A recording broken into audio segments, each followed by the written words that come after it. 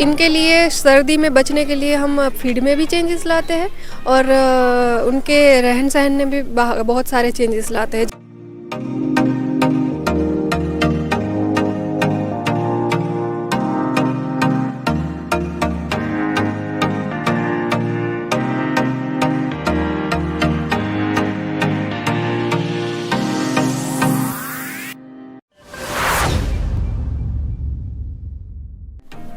इस वक्त हम खड़े हैं पृथ्वी के सबसे बड़े प्राणी गजराज यानी हाथी के बाड़े के पास।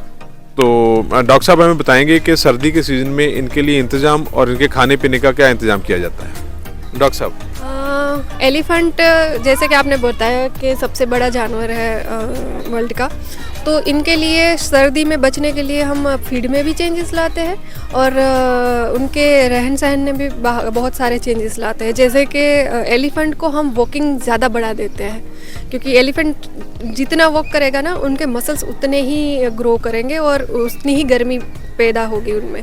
दूसरी चीज़ है उनके फीड में चेंजेस लाते हैं क्योंकि उनका फीड हम बढ़ा देते हैं। फीड उनकी जो है उसमें 10% हम उनको बढ़ोतरी कर देते हैं। दूसरा है सर्दी में हम उनको पिलखन और पत्ते देना शुरू कर देते हैं जिससे उनको गर्मी मिलती रहे। दूसरा है उनको हम फीड में एक गन्ना शुरू कर देते हैं। गन्ना जो है उनको काफ़ी मसल्स ग्रो करने में और मसल्स में हेल्प करते हैं, ठंड से बचाव भी करते हैं। और तीसरा हम बात कर रहे हैं कि उनका जो सबस्ट्रेट मतलब मिट्टी जो है उसको ऊपर नीचे करना शुरू कर देते हैं, क्योंकि जो मिट्टी की नीचे की जो गर्माहट है वो ऊपर आए और उनके पैरों में जो चलते हैं तो उनके पैरों में है ना बहुत सारी गर्माहट लाए। उस वजह से ये सारे चीज़ें हम सर्दियों में शुरू कर देते हैं और ये चीज़ें सर्दी आने से पहले शुरू कर देते हैं, ताकि ना कि सर्दी के दिनों में शुरू करते हैं तो उनको गर्माहट पहले से ही मिलना शुरू हो जाए।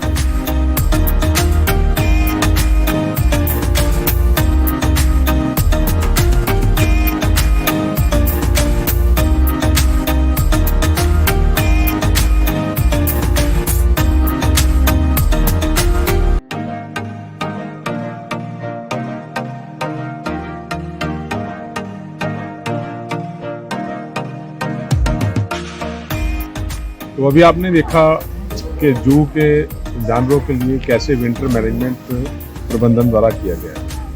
तो डॉक्टर साहब हमें बताएंगे कि रेप्टाइल को किस तरह से सर्दियों में रखा जाना चाहिए यूज़ के अंदर। रेप्टाइल है वो बहुत ही सेंसिटिव एनिमल रहते हैं ठंड को लेकर, क्योंकि जो एनिमल रेप्टाइल है वो कोल्ड ब्लडेड एनिमल्स होते हैं और कोल्ड ब्लडेड एनिमल्स मतलब उनका खून ठंडा होता है, तो ठंडे खून की वजह से उनको सर्दी का बहुत ही ज़्यादा एहसास होता है और वो हाइबरनेशन में चले जाते हैं। हाइबरनेशन मतलब वो अपनी एक्टिविटी कम कर देते हैं, तो वो कम एक्टिविटी कर देते हैं और ज़मीन के नीचे चले जाते हैं। तो जू में क्या होता है कि उनको तो ये सारी सुविधाएं नहीं मिलती, तो हम क्या करते हैं उनके आसपास का टेम्परेचर है वो मेंटेन करना शुरू कर देते हैं सर्दियाँ आने से पहले।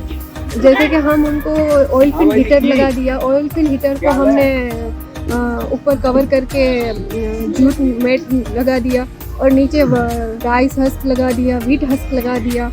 और सबसे ज़रूरी चीज़ जो है रेप्टाइल हाउस में हम ये करते हैं कि आपने देखा होगा कि पंजाब में काफ़ी 4-4, 5-5 दिन तक सनलाइट नहीं मिलती है, तो सनलाइट की कमी महसूस ना हो इसलिए हम उनको यूवी रेज बल्ब लगा देते हैं। यूवी रेज बल्ब क्या काम करता है कि जैसे हमें सन से रोशनी से हमें जो भी विटामिन या जो भी चीज़ें मिलती है वो उनको मिलती रहे और उस वजह से उनका जो ब्लड है वो गर्म होता रहे और उनको सारी सुविधाएं मिलती रहे। तो ये सारी चीज़ें जो है हम रेप्टाइल हाउस में करते हैं और साथ साथ में उनको हम विटामिन D3 की गोलियां और मल्टीविटामिन देना शुरू कर देते हैं, जिसकी वजह से क्या होता है कि उनके जो ठंडा खून है उनको वार्म मिले और उनके जो ठंडी प्रकृति है उनको थोड़ा सा बेटर हम फील करवाएं। तो ये सारी चीज़ें हैं हम सारी जगहों पे रेप्टाइल हाउस में करते हैं और तरपाल से भी हम कवर कर देते हैं जिससे डायरेक्ट हवा है वो ना आए और कोल्ड वेव ना आए।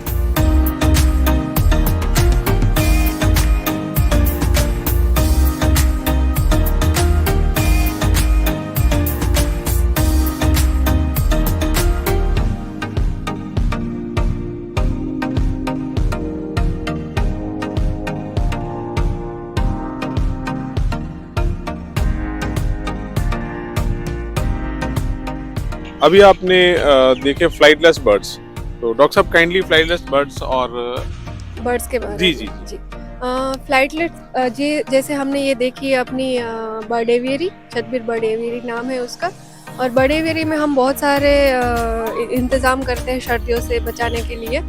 तो सबसे पहले तो बर्ड्स में ये होता है कि वो उड़ने वाले होते हैं, तो उसको उनको क्या होता है कि हम उनको ना शेड दे सकते हैं ना कुछ दे सकते हैं, बट उनको हम नेस्ट बॉक्स प्रोवाइड करते हैं और नेक्स्ट मटेरियल उनको प्रोवाइड करते हैं। नेस्ट मटेरियल से क्या होगा, जो नेस्ट हमने बिछाया हुआ है वो ले जाकर अपने नेस्ट में डालेंगे और नेस्ट में उनकी हूप मिलती रहेगी।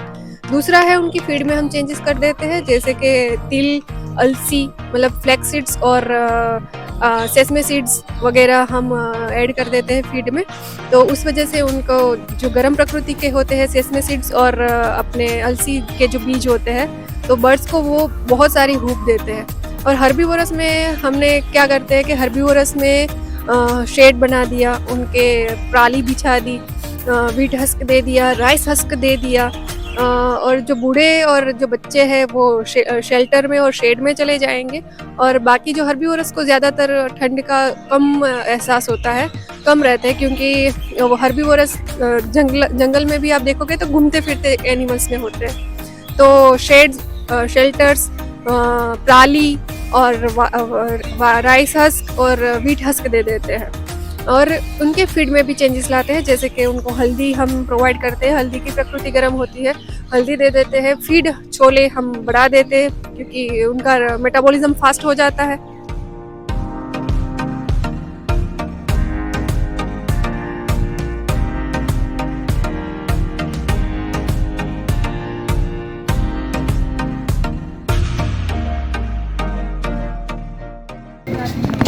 तो ये है हमारा नॉर्थ इंडिया का एरिया वाइज सबसे लार्जेस्ट एनिमल जू।